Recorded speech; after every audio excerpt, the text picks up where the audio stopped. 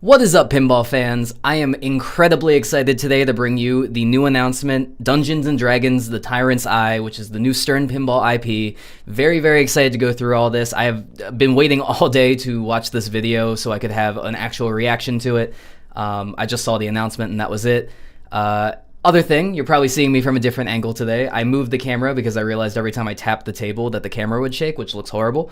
So I moved it on top of my monitor. It looks kind of silly right now. I'm planning on getting a new camera probably within the next month or so, so expect that. That'll be an uptick in quality.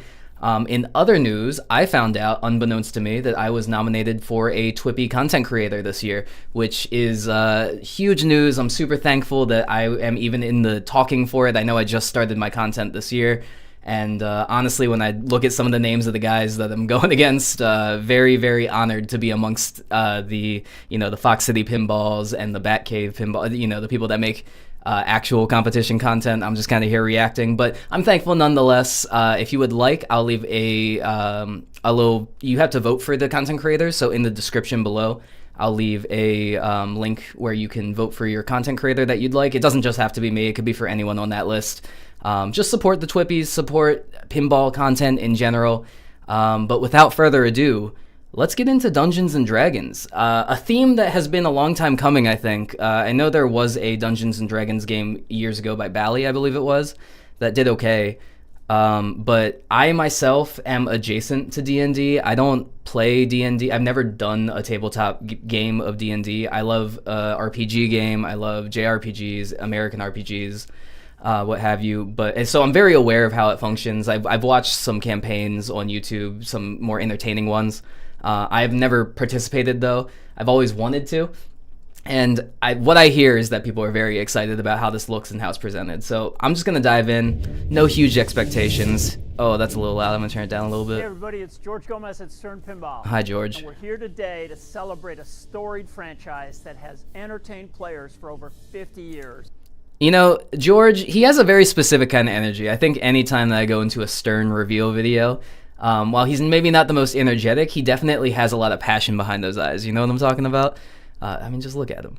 And then we have the case here, which is it's blurred right now, but we got a lot of oranges, a lot of fire looking, which makes sense because the dragon is one of the toys on the front, I am told.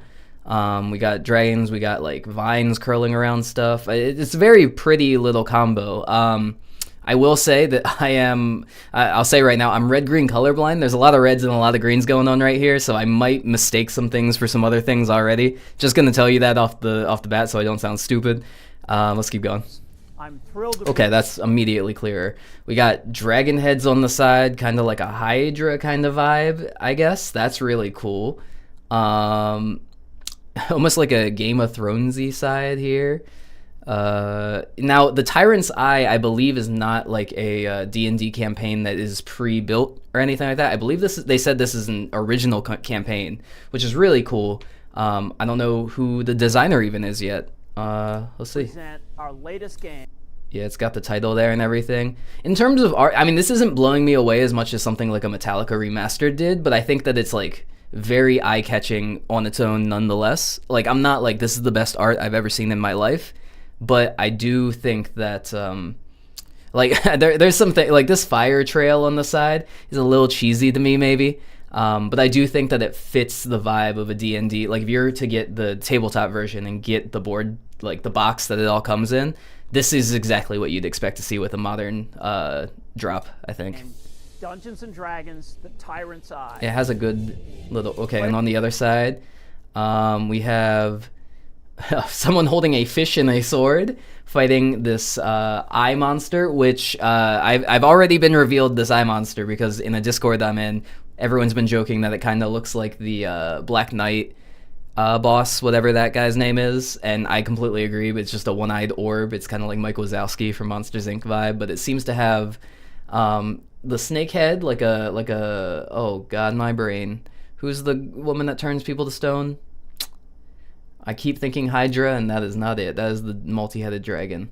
Medusa. Medusa is the one. It's kind of like that.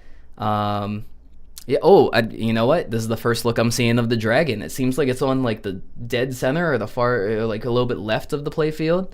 Looks really, really cool, honestly. It's coming out of like this wall-shaped thing. We got the classic button. We got a regular plunger. Everything is stern so far. Go on an I'm pausing a lot in the beginning. I want to take a look at everything. Wow. Okay. This is like a dense game, but I also feel like for whatever reason, all the info is readable. Just off first glance. The shots are interesting. You have a lot of upper flipper shots on the left there. You have like maybe like an orbit and a ramp kind of deal. You got a cube here that seems to have a magnet in it. You got the dragon head and then the stand-ups behind it. And I'm wondering if like the dragon head gets in the way of you shooting the stand-ups maybe, because those stand-ups are very Star Wars-esque to me. Like you kind of hit them and it's a little bit scary, but maybe you have to go for them for Playfield multiplier is what Star Wars does. You got a tavern at the top, which is like a middle spinner shot. I love a middle spinner shot. I love a Deadpool moment. Left orbit. Yeah, I mean, like, it looks really, really cool. They packed a lot into this, but it doesn't feel overcrowded to me. The map situation here is kind of like Jurassic Park almost, but more choice. Because it's not like it's not like it splits into two paths. It looks more like you're just kind of like surrounding the final boss maybe, and you make your way around or into depending on what you decide to do. Yeah. Epic and thrilling adventure into forgotten realms to battle iconic enemies. Oh, that's so cool. The most... Does it eat the ball? It looks like there's a trail in its mouth that would let it eat the ball, but there's also teeth in the way. Advanced animatronic dragon. Oh, balls shoot out of its mouth. Okay. I like that. I like that a lot. I hope that doesn't happen the entire game, but I'm sure you have to be in certain modes or multi-balls for that to happen. That's really cool. I'm sure that's going to be a drain hazard when that comes out. And Pinball. Wrath the Relentless.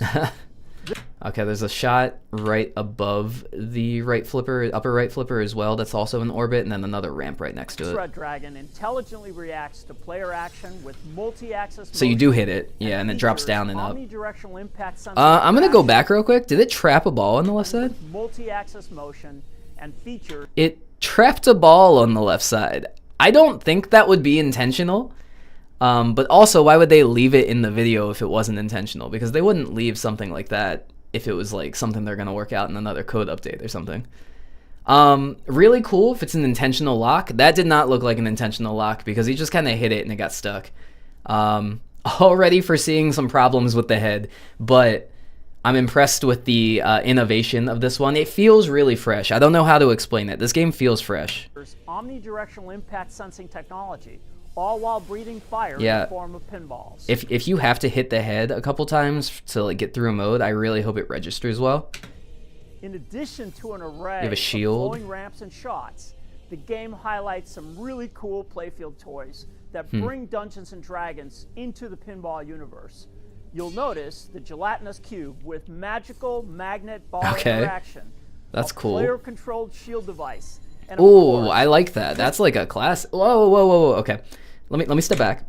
You got the cube that has the magnet that freezes the ball.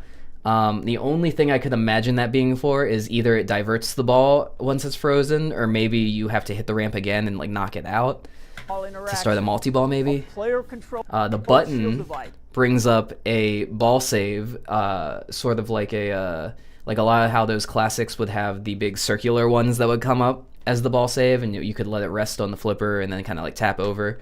And of course, yeah, love that in the modern. That's cool. First thing that comes to mind is like the Led Zeppelin Premium LE version with the machine that comes up and you rip a spinner. But this is a scoop that you hit. Now a dead center scoop is kind of interesting because scoops are usually associated with like you have walls around it, and this is just kind of in the middle of nowhere.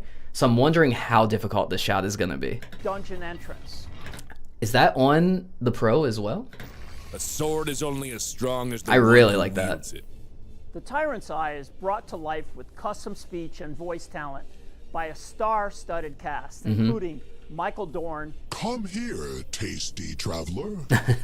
Luke Gygax. Nothing is impossible. Oh, they brought like real voice actors in. This is this is the first time they've ever shown like voice actors doing their parts, which I think this is a big sell for people.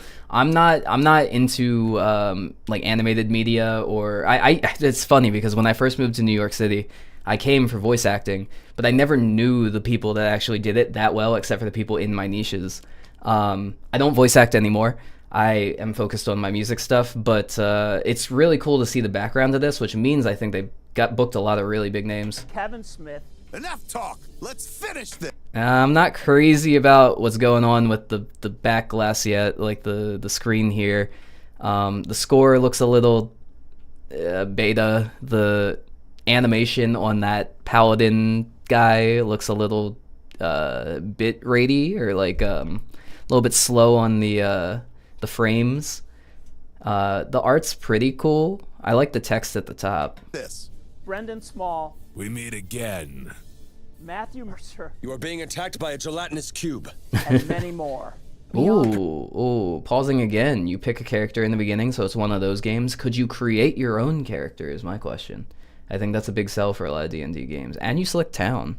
Prepared for this. The art on the game was created by prolific Dungeons & Dragons illustrator Vince Okay. Prose. Pretty good. The music was created None of the art, I mean, like, we went through it really quick. Premium has the eye as the front piece and, like, a golden dragon on the right, which is really cool. I like the sides of the Premium a lot. Dungeons & Dragons illustrator The Pro is pretty cool. I like the purple, honestly. Vince I don't... Prose. Pretty good. The music The Limited might be the ugliest.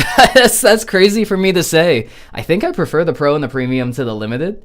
Art-wise, I like all of them, but the Pro and Premium kind of felt a little bit more, like, unique, was created maybe? by world-renowned Because this one, the back glass, is just kind of like a blur of colors. video game composer Chris Velasco. Okay. Most impressive. And now, A lot of new names designer on this game. Brian Eddy and software Brian Eddy. master Dwight Sullivan will take you through the pinball. Brian Eddy did Funhouse and Attack on Mars and Medieval. He did a lot of those, like, one-shot games. Lifetime. It begins. What I really wanted to do in this game is take the player on a journey. The fantasy world of D&D is so rich and full of incredible stories, places, characters, and of course, monsters and traps. So how will you choose to navigate the world? You are on the road to Darkhold. We've really tried our best to integrate D&D with pinball. At the start of your first game, players will be able to choose from 4 characters. Okay. Each character will have their own buff within the game. For example, the wizard has longer shield time. Sure. Each of your saved characters will Oh, have we're their own leveling. progress. I'm proud to fight alongside you. Just like the openness of D&D, the game's story changes based on your choices. We have a map on the playfield. You'll be able to travel about our map Yep. all you want. I'm going to go back. I want to take a closer look at that map. Choices. We have a map on the play. So you pick what town you want to start in. Kobold seems like one of the options. There's also Arabelle, Westgate, Greenest.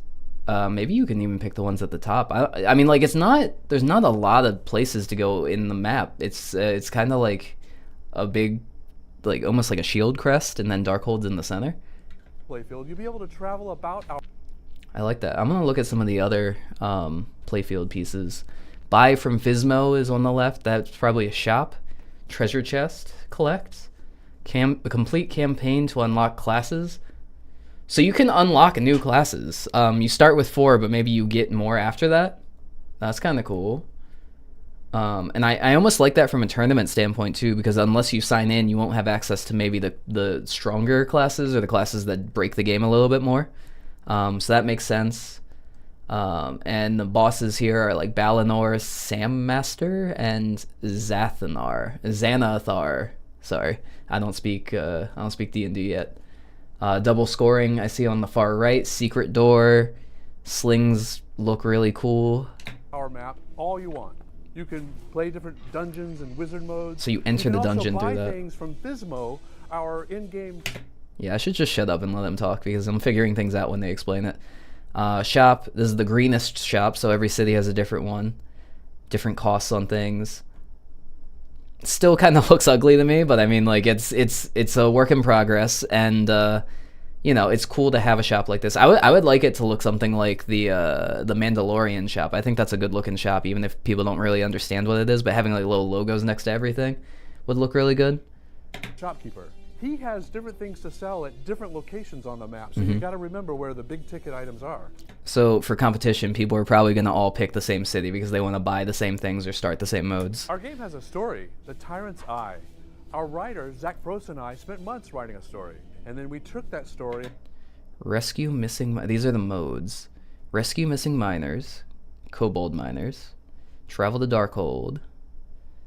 Break in the Cobalt Vault. So there's numbers on them too, so maybe this is like an easier mode than the one on the left that has a 2, and then the third one might maybe the final. And we turned it into all of the modes of the game. It all begins with Tiamat hatching a new plan to escape her banishment. You can't have a D&D game without a fierce dragon, right?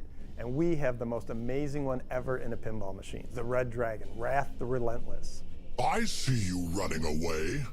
It looks really LE, cool. Not only does the dragon's head move in multiple directions, which allows him to avoid getting hit. Hit targets to spell dragon. So you hit the targets under the dragon to spell dragon to make the dragon do dragon things. Okay. Or to block playfield shots. He can also shoot flaming pinballs out of his mouth. Okay, well maybe not actual flames, but it's going to feel like that in a battle. I like that. Face my wrath. That's a 5-ball You and your multi-ball. party are, of course, trying to steal Wrath's gold by hitting the 3-bank under him and then trying to hit his head to defeat him. That's my treasure. Wrath is really brought to life by the incredible voice talent of Michael Dorn, Yeah. I will consume you. making him one of the most iconic pinball villains of all time. You can tell that there was a lot of care put into this game in particular because of how much the details are shining. Like it's crowded, but everything feels very fitting to the theme. There's nothing that stands out too weird. They definitely hired a lot of people that work on D&D related stuff. The voice actors that they're bringing in are very video game and animated show-esque that people love. The head moves in a very interesting and natural way. It's sort of like Jurassic Park on steroids in that way, like the head moving. You dare challenge me? I don't know why it looks so good. Overlapping and cascading ramps, so it feels like you're going on a journey. Yeah. Hit the road to town right ramp to travel, or take the shortcut loop to the upper flipper. Okay.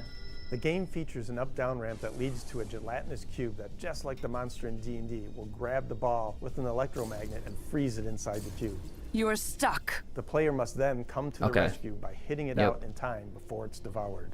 We have a dungeon crawl feature. That's cool. So if you run out of time, maybe it like falls out or like gets taken into the out lane. That's kind of fun. One thing I'm thinking about right now is talking about like hitting certain shots to travel and doing other things to kind of progress the modes forward.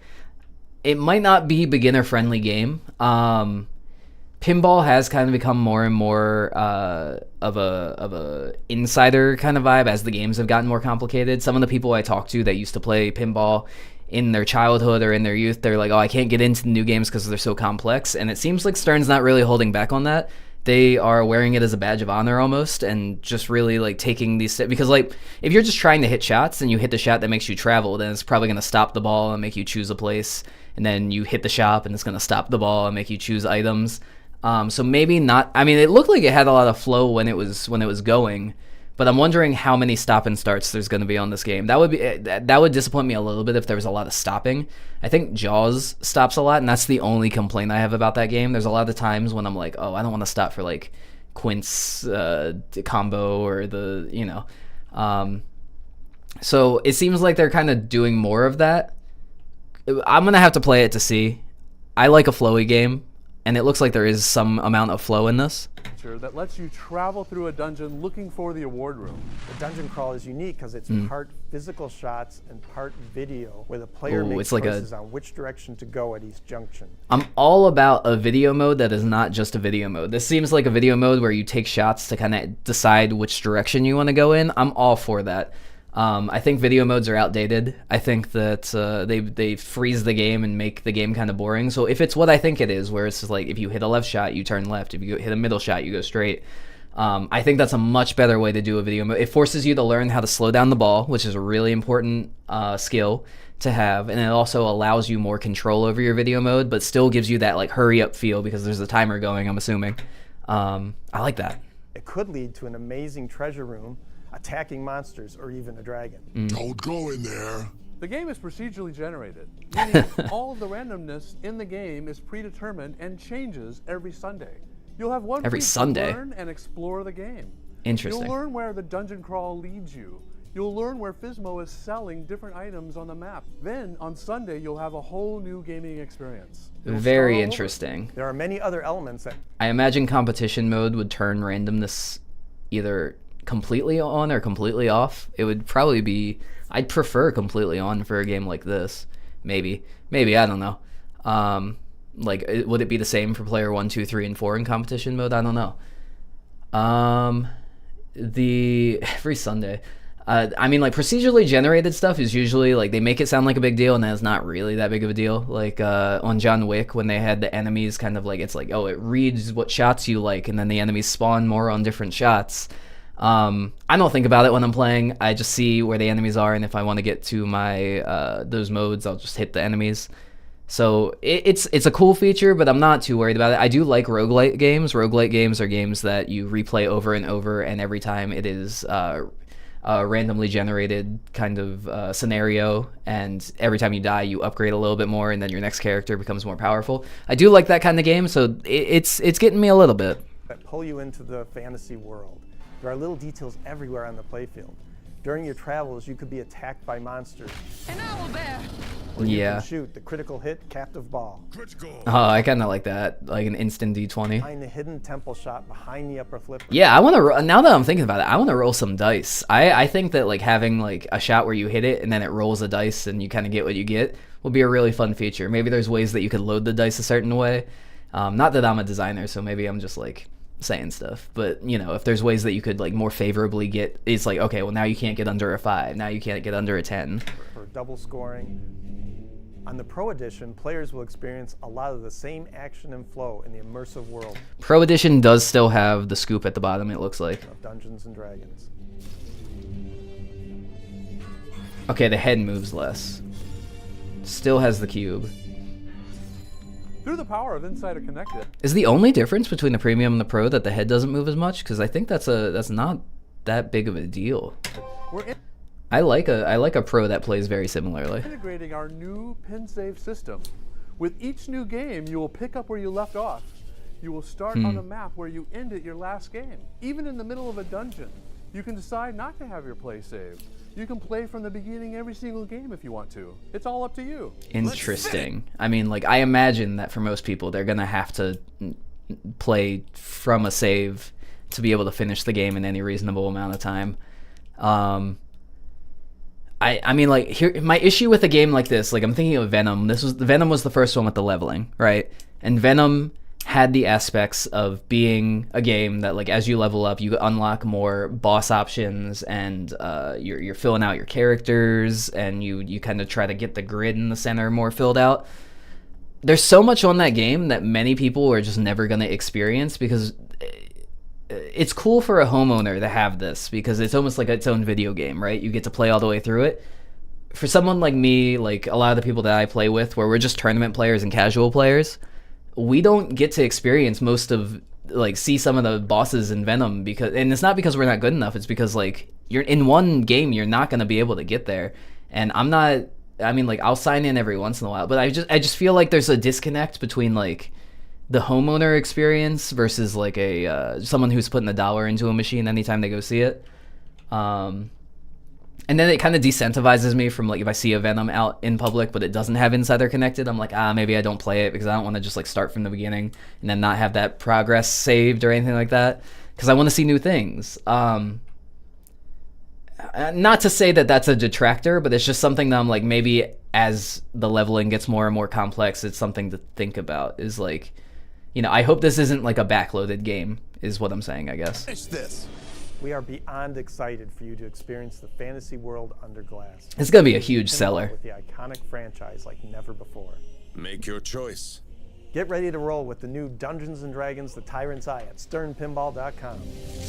Yeah, I think this is a fantastic addition to the pinball scene. I think that this is going to do a really good job of hitting a lot of things that I think the pinball scene needs, which is themes that would bring people in that were not interested previously.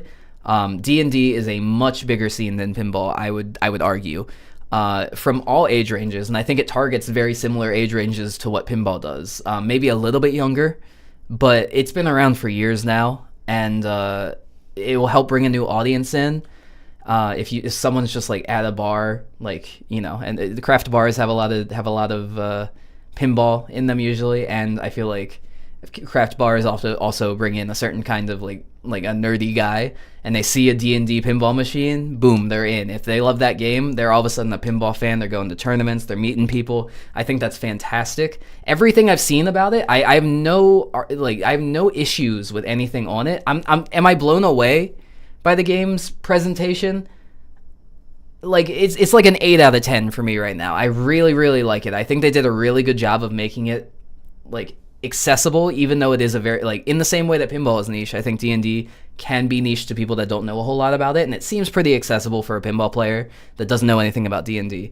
I'm all for it. I think that I'm gonna have to play it to see if it's as dense as it looks. If it's dense, I hope it's at least not like backloaded or front loaded. I hope there's a little bit across the game, and I also hope that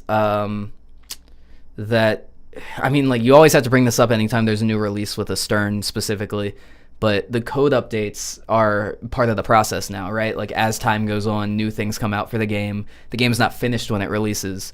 This seems like a game where they kind of have the board game / video game fleshed out in it, and that's a big aspect of it. So if that's not finished by the time owners get this game, there's going to be a lot of disappointment, I feel like, unless it's as deep as it says it is, or as deep as, you know, you could imagine. But it's a pinball game. It's not. It's different than a video game. Like, it's not gonna have like 50 hours of content. It's gonna have replayability aspects to it. So yeah, I just really hope that they don't push it out like they did with a X-Men, where the code just isn't where it needs to be yet. They really can't rush this. I don't know if there's a release date on this yet. I know it's gonna be 2025. It's their next release, and they try to get at least like 2 to 3 games out of the year. So probably looking within the next like month to 2 months or so. But I mean, I really hope this game is a hit, and I hope there's so much potential here. I think if this flops, it's gonna lose a lot of the fan base, and leave them kind of in this weird spot where it's like, okay, well, what do we do with our next game? Because that was supposed to be our hit, is where my mind is right now. Besides all that, can't say I'm so thrilled to see something that will make people excited. X-Men did make people excited thematically, but I think the moment that they saw the reveal and the animations and everything, it just wasn't selling it for them. I think this is one that like D&D fans will be happy about.